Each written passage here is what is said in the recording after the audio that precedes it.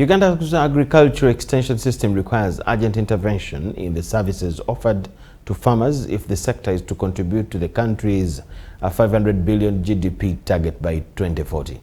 Through the National Agriculture Extension Policy 2016, the government established a pluralistic multi-stakeholder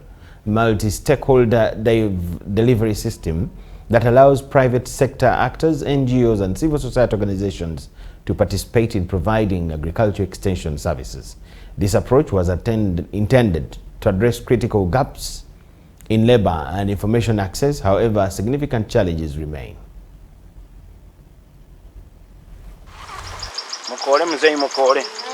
Uganda still suffers from an imbalance in the extension worker to farmer ratio. Recent reports record upward of 1 extension farmer per 2,000 farmers in Uganda. This gap has brought together several key stakeholders in Kampala at the National 2026 National Agricultural Extension Week to harness the objectives set out by the National Agricultural Extension Policy 2016. Because we have been doing work independently in silos, would like this time to focus on how do we collaborate more. And you see the level of professional organization. Public and private stakeholders have been cited as operating in silos, leading to fragmented service delivery. This has resulted in duplication of efforts, inefficiencies and persistent gaps at both grassroots and higher coordination levels of the system.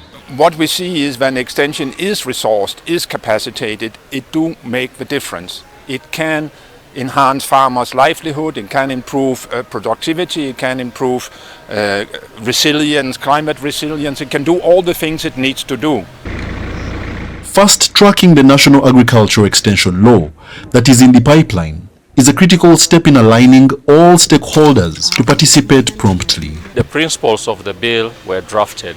However, it was submitted to Cabinet once, but the principles were withdrawn because the process of harmonizing the operations of the National Agricultural Extension Services, the NADS, hadn't been completed. The action points developed during this 5-day conference are expected to guide stakeholders on short, mid and long-term strategies for adoption within the sector as they advocate for the formulation and enactment of a dedicated law. Wadulo Arnold Mark for UBC in Bugolobi.